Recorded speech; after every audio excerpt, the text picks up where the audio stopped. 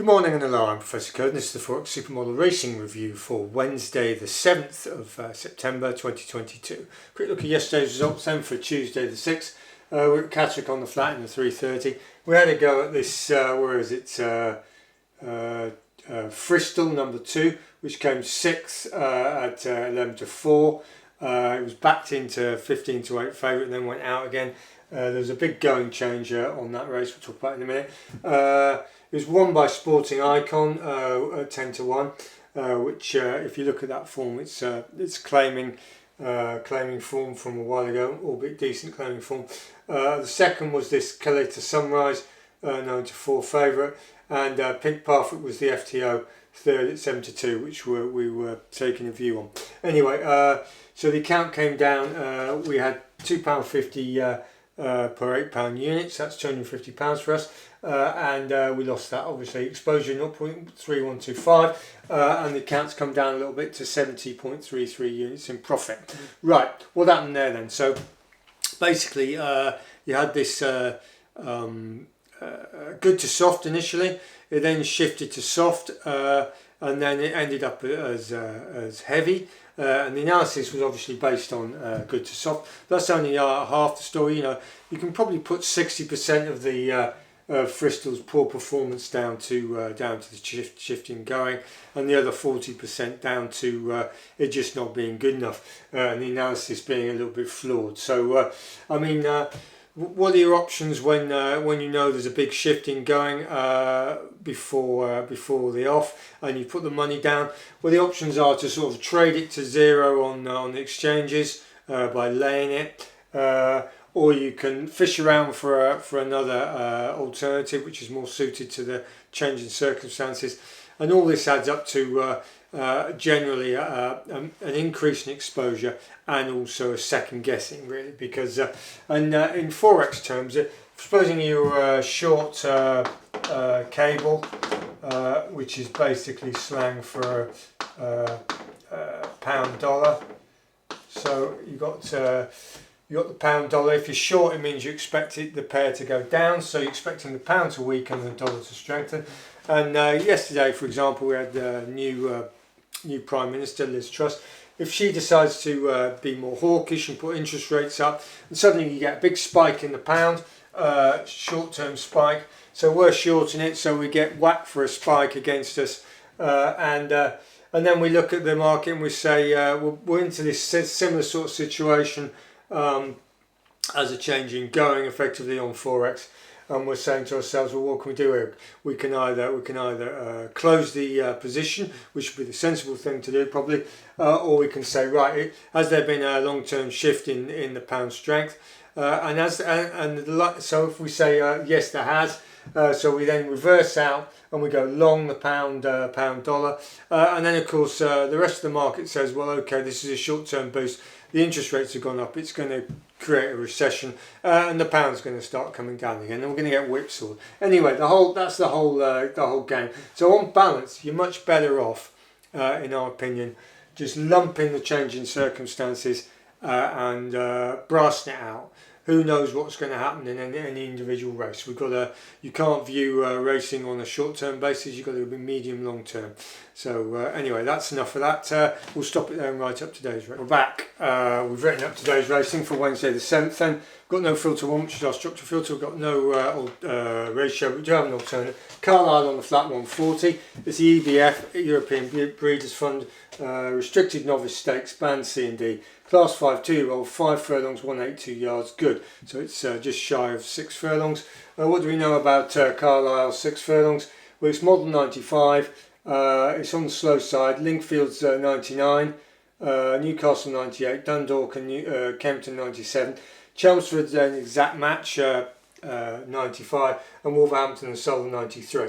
Now, if you look at the course layout for, Carlisle, you've got this 6 furlong start. They come round a sort of an elbow, excuse me, to the finish, and the final 3 furlongs is pretty much uphill.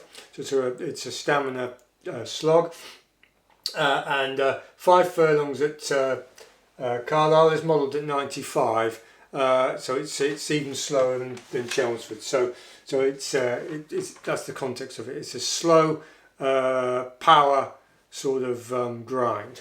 Right, so it carves up into about 4 horses. We can look at number 1, Georgiavana.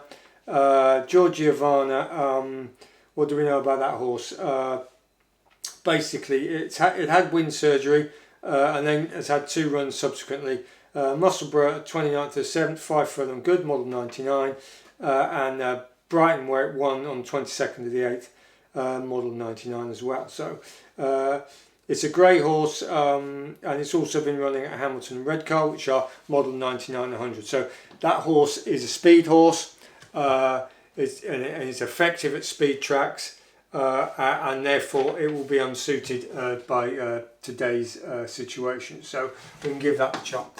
Right, so leaves us with one of our own, number 6. One of our own, basically it's been racing at Carlisle, 5 furlongs, which is where we are, and Carlisle 6 effectively, which is the exact match. And basically, if you look at the reruns of that horse and the overall situation, it doesn't really handle the rise in ground. It starts to water tread and flail a bit. So it's a moderate one paced up the hill horse. So we can give that a chop. So that leaves us with number 2, Butron, which is an FTO, first time outer, and we've included that in the betting. We've got £1 on per £8 units at 11.36 to 1 on exchanges. Now that's if you look at the breeding of that horse, where is it? It's on the male line, the stallion line. It's Australian speed, and you've got super speed on the distaff female line as well. So it's a very speedy horse, and the jury's out as to whether it'll handle the hill. But anyway, it's worth a go at in that context at 11.36, because we'd be annoyed if it comes in and we haven't covered it. Right, but the one we really like is this number 3, Galaxy Gazer.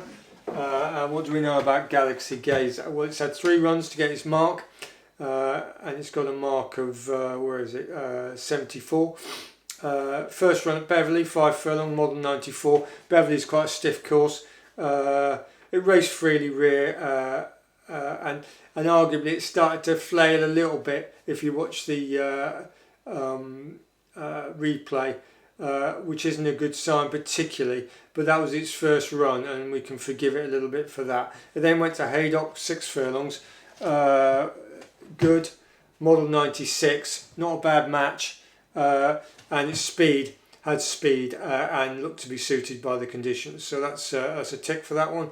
And the final run was at Weatherby, 5.5, maiden good, model 96, so similar, and it was speed, went up the rail. It was squeezed on the rail if you watch the replay, and then ran on, and it looked like it was going to do the business, that horse, but didn't get a nice clear run up the rail, and therefore was stuffed at the end. So we like that horse.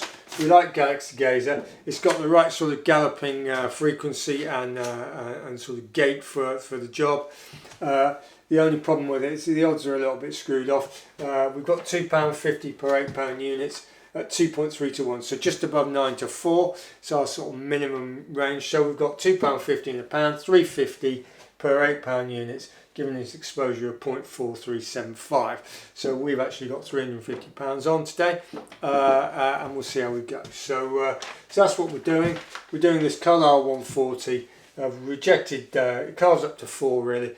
We've rejected the 2. We're going for this FTO because we just feel we need to cover it. But the one we really like is this Galaxy Gazer, which you expect to win. So we'll see how we go. It's been a bit gutty recently. The accounts come back a little bit, but we'll just have to keep bashing on. So anyway, thanks for watching. Welcome to any new subscribers and generally, and we'll review this tomorrow. And goodbye.